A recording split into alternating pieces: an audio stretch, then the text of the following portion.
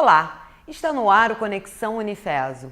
Hoje o nosso programa traz dois temas pouco discutidos em todo o país: a saúde do homem e a importância da ciência, tecnologia e inovação para sair dos tempos de crise.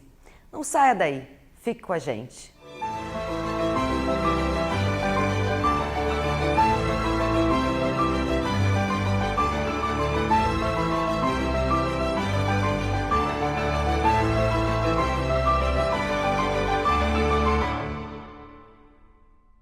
Estamos de volta com Conexão Unifeso, o programa que leva a nossa instituição até você.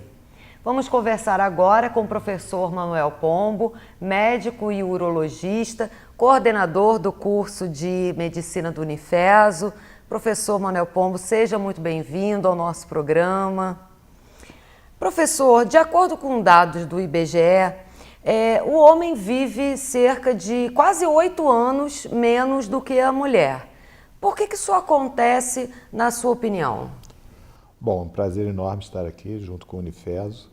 E a verdade da vida do homem hoje acontece diminuir quase 8 anos, ela está muito ligada a um grupo, primeiro de doenças, tá? Principalmente as doenças cardiovasculares, que 90% delas são acometidas nos homens.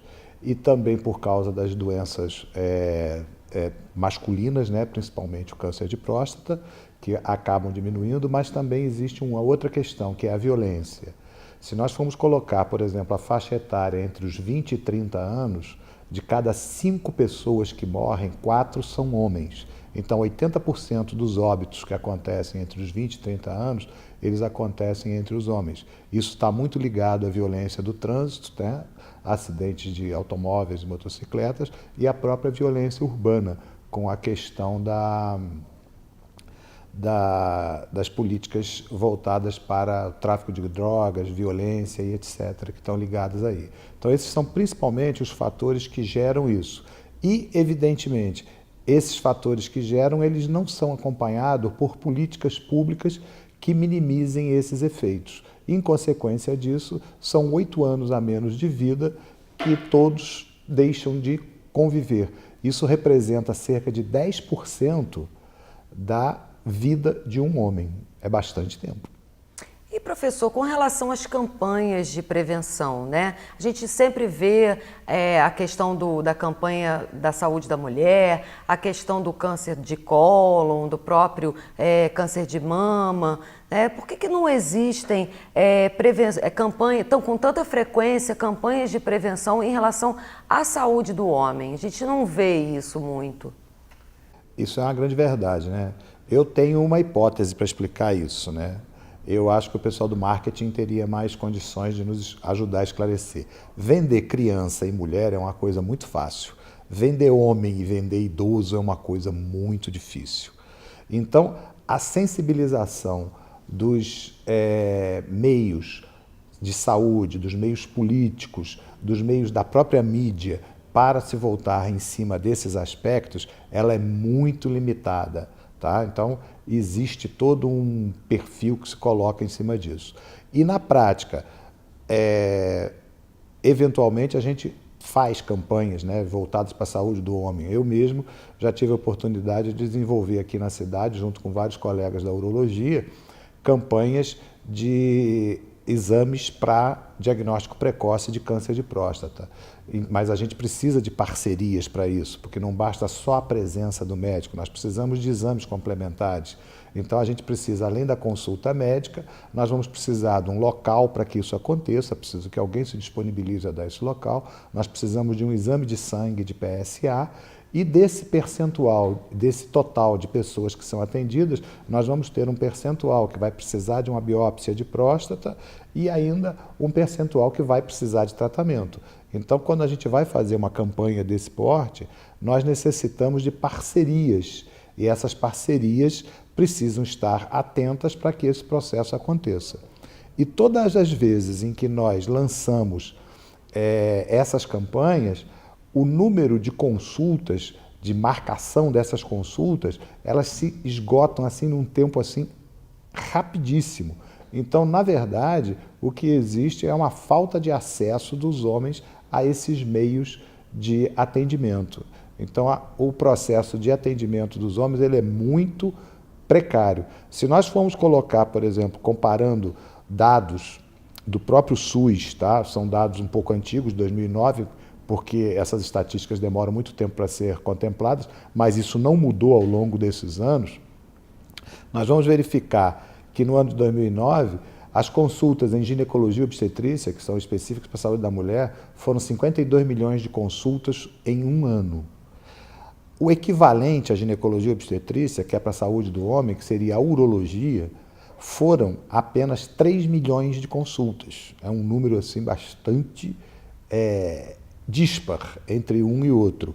E se nós formos notar que várias doenças em urologia não estão ligadas especificamente à saúde do homem e ocupam um espaço muito grande dentro da agenda da urologia. Então, por exemplo, se a gente for pensar em cálculos urinários, né, os famosos cálculos renais, que tem uma incidência elevadíssima, ele não é um problema de saúde do homem especificamente. A gente tem o câncer do rim, o câncer da bexiga, que são doenças bastante comuns que afetam homens e mulheres. O cálculo também afeta homens e mulheres. E tem também uma parte grande da urologia hoje em dia, que é a urologia feminina, né, que está ligada às questões de incontinência urinária, tá, distúrbios miccionais da mulher, que também ocupam essa agenda do homem. Então, essa agenda da urologia, desculpe. Então, nós vamos verificar que 3 milhões de consultas não são focadas especificamente para a saúde do homem. Nós temos aí 1 milhão, talvez, dessas consultas que estão fora da saúde do homem. Enquanto que os 52 milhões de consultas na ginecologia e obstetrícia, essas são específicas para a saúde da mulher. Então, há uma falta de atenção das políticas voltadas, focadas para isso. Então, se nós formos olhar hoje, a gente está nesse momento agora que a gente tem um monte de programas de partidos políticos pela televisão. Todos os políticos, quer sejam homens, quer sejam mulheres, se preocupam com leis, se preocupam com atitudes voltadas, focadas para a saúde da mulher. Raríssimas vezes, a gente ouve alguém se preocupar, dizer uma palavra em relação a isso. E a distância é muito grande. E é muito cômodo você chegar e falar assim, não, os homens são preconceituosos, não gostam de ir ao médico, não vão, se sentem os super-homens e etc. e tal. Isso ameniza a dificuldade de todo o poder público em não investir nesse setor e esclarece para todo mundo toma isso como verdade, só que na prática o que acontece é que nós não temos esse processo de atendimento. Então, se a gente tivesse disponibilizado um quantitativo de atendimento que pudesse focar efetivamente essa necessidade, aí sim nós poderíamos dizer que existe esse preconceito, essas questões todas secundárias que vão estar realizadas em cima disso. E também muito pouco de informação sobre esses aspectos. Professor, o senhor tem ideia de quantos casos surgem a cada ano no nosso país de problemas relacionados à questão da saúde do homem? Por exemplo, a gente tem dados publicados pelo INCA, né? Por exemplo, para 2014 nós tivemos perto de 70 mil casos de câncer de próstata diagnosticados. Dos 70 mil casos diagnosticados, não é exatamente esse número que nos importa, tá? O que nos importa muito é que 14 mil desses homens vieram a óbito. Então nós temos assim, a cada 7 minutos nós temos um câncer de próstata diagnosticado e a cada 40 minutos um homem morre por conta de câncer de próstata. A grande preocupação que nós temos que ter são com esses 14 mil homens que estão morrendo com câncer de próstata. Então, a cada 40 minutos um está morrendo.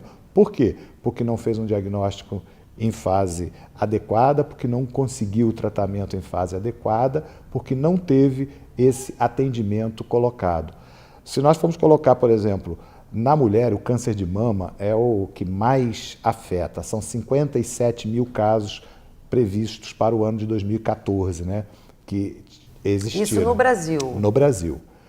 E se nós formos observar, nós vamos verificar que nós temos, nesses 57 mil, lógico que não são os 57, mas são de cânceres diagnosticados antes também, nós vamos ter aí uns cerca de 16 mil óbitos também em câncer de mama.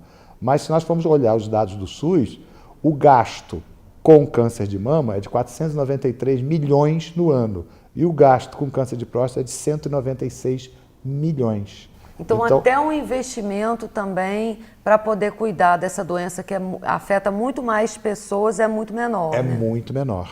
Tá? Então nós temos sempre uma falta de atenção em cima disso. E esses números nunca são divulgados, são números que ficam constantes dos relatórios, das estatísticas e ficam guardados nesses locais e isso nunca é repassado, não é colocado. A gente só consegue repassar isso em espaços muito pequenos, em discussões praticamente dentro do campo médico. Isso, para chegar à mídia, para chegar ao público, é uma questão extremamente difícil de ser colocada. É aquilo que eu digo, é difícil vender homem, é difícil vender idoso.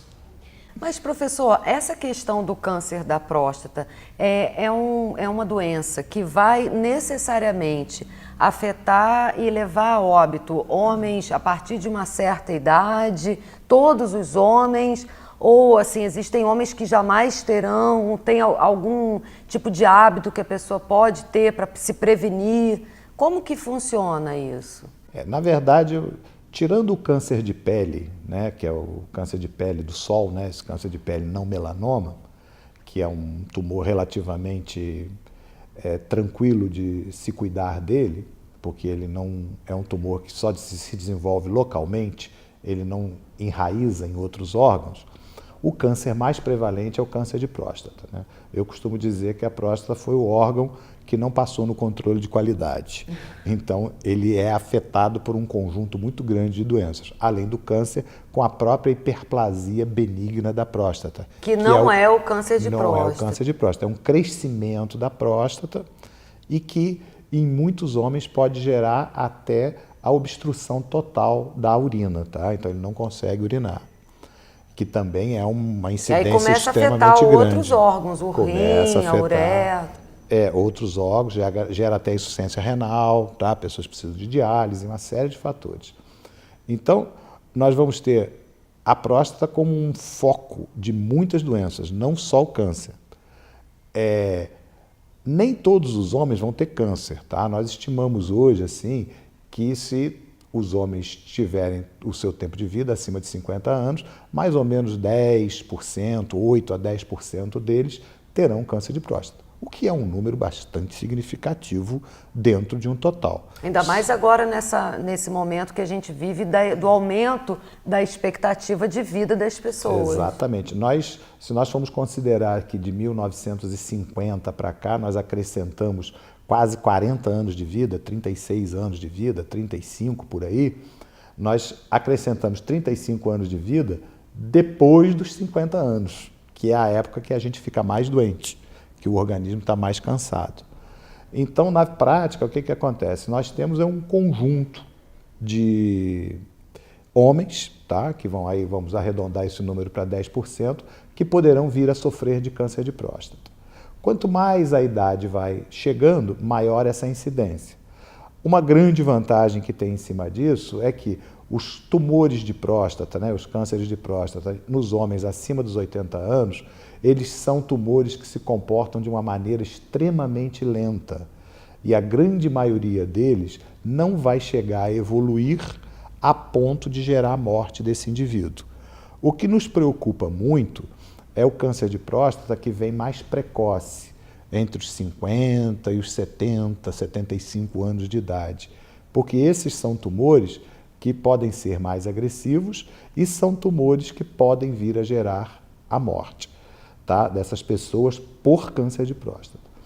É importante a gente salientar que tem muitos cânceres de próstata que a gente também pode fazer diagnóstico no indivíduo mais novo, que eles são tumores de um modelo, de um tipo de evolução muito lenta e que muitas das vezes esses pacientes, como esses tumores demoram às vezes 10, 15, 20 anos para evoluir, a gente pode observar esses pacientes, fazer um tratamento que a gente chama de vigilância ativa. A gente acompanha esses pacientes com esse diagnóstico e vai mantendo uma consulta com acompanhamento por exames de sangue, por exames de toque, por outras biópsias, pelo menos a cada 3 meses ele faz uma visita ao médico e ele vai sendo acompanhado. A qualquer momento em que esse tumor comece a se desenvolver, ele entra no programa de tratamento. Enquanto ele não começa a se desenvolver, ele não precisa de estabelecer o tratamento. Por quê? Porque o câncer de próstata é um grande problema. Mas como é um grande problema, os tratamentos para ele também geram grandes problemas. Então os remédios, os remédios, a cirurgia, a radioterapia, que são principalmente as opções que a gente tem por câncer de próstata, né?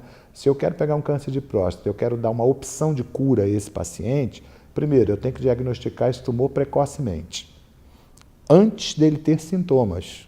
Eu não posso chegar para diagnosticar esse paciente quando ele começar a ter sintomas, que são os sintomas das metástases, principalmente metástase óssea, quer dizer, o tumor se alojando no osso. Saiu do problema da próstata exclusivamente e começa a contaminar outros órgãos. Isso, vai principalmente para a coluna, para a bacia, para outros lugares.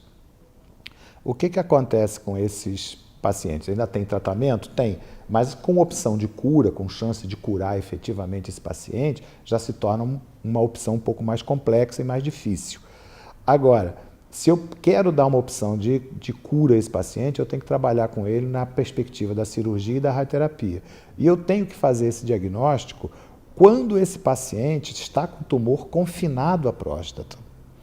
Ele tem que estar ainda dentro da próstata, porque aí eu vou tratar especificamente essa próstata.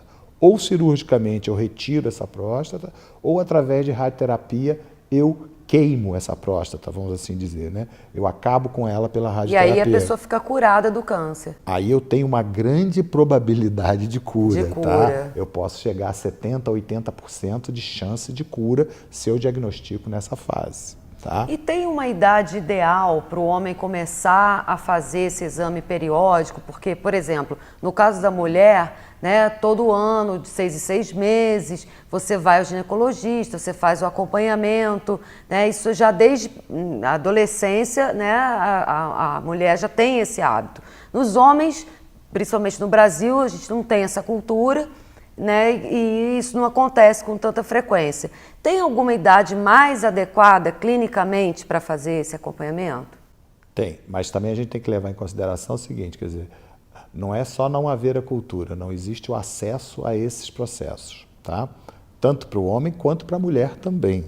Embora o acesso para a mulher seja bem maior, elas acabam indo mais, mas nós ainda temos também muitas mulheres que não fazem os seus acompanhamentos e que precisariam de fazer, e que esse número de atendimento, que no que pese que ele é muito maior para as mulheres do que para o homem, ele ainda é pouco também para as mulheres. Então nós temos que entender que o nosso sistema de saúde, ele é um sistema de saúde ainda precário para dar esse modelo de atendimento. Agora, para os homens, no Brasil, existe uma recomendação da Sociedade Brasileira de Urologia que esses exames sejam feitos a partir dos 50 anos de idade, tá? O exame de dosagem do PSA e o exame de toque retal. Se os dois exames eles são normais, esses pacientes podem ser novamente reavaliados dentro de 1 ano. E caso algum desses exames dê alguma anormalidade, é feita uma investigação da anormalidade que surgiu para estabelecer qual é o motivo daquela anormalidade. Se ele diagnostica um câncer de próstata, vamos ver que tipo, que condições, que estadiamento que ele está, quer dizer, em que local que ele se encontra, se ele está confinado, se ele já passou um pouquinho, se já passou muito, e para cada um deles tem uma opção de tratamento diferente. E aí você vai poder estabelecer todo esse desenvolvimento, todo esse processo de tratamento. Mas essa idade ela é muito variável pelo mundo afora. Então, cada país do mundo, de acordo com a qualidade do seu sistema de saúde, da acessibilidade, de acordo com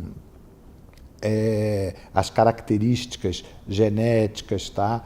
E de hábitos de vida que essa população tenha mais incidência ou menor, essas idades são modificadas. Vão variando conforme a realidade de cada país, de cada população. Até o clima também. O que a gente sabe hoje que interfere efetivamente aumentando o risco de câncer de próstata, é uma dieta rica em gorduras, aumenta o risco de câncer de próstata.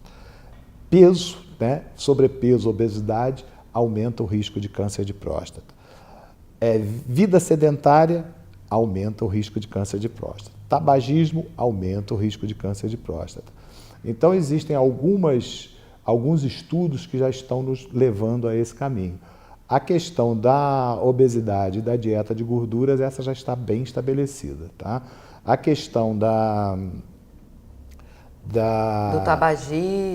do tabagismo, a questão da atividade física, estão vários trabalhos agora nos mostrando o caminho nesse sentido, que quanto mais atividade física você tiver e não tiver o hábito do tabagismo, você diminui o risco de ter um câncer de próstata. E professor, como que os estudantes do Unifeso, né, principalmente do curso de medicina, que o senhor é o coordenador, eles têm contribuído para poder reverter esse cenário na possibilidade de melhorar essa atenção à saúde do homem? Nós no curso de medicina temos, durante o curso, alguns momentos em que nós trabalhamos essas doenças, tá? Todas elas que estão prevalentes na vida do homem, inclusive a questão da violência, tá? Então essa questão da violência do trânsito, a violência por armas, né? Que diminuem a vida do homem, elas são trabalhadas.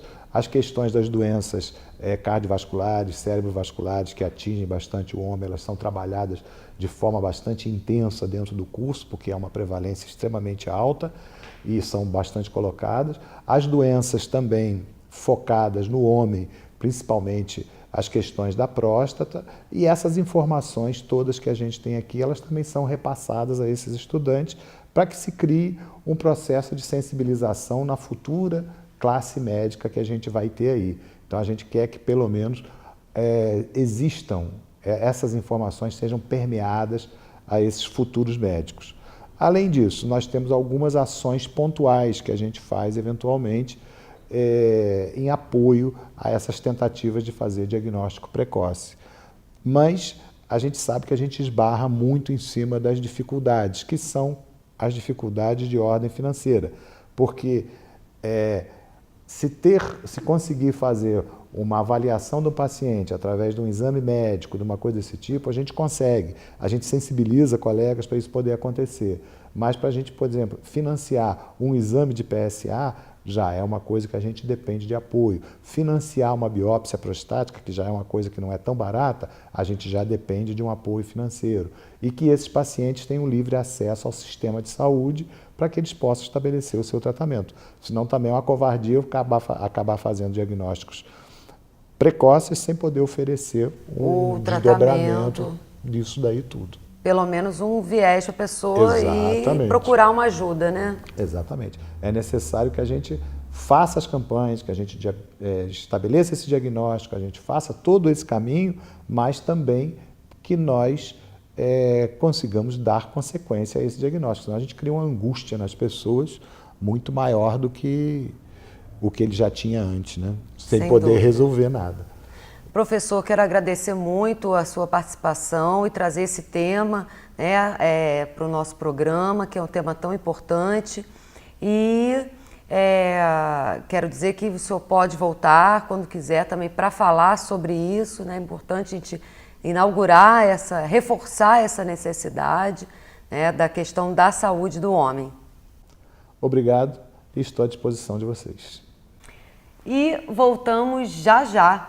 Vamos conversar com a professora Elaine Andrade, que vai falar sobre a importância do investimento em tecnologia e inovação como alternativa para sair dos momentos de crise.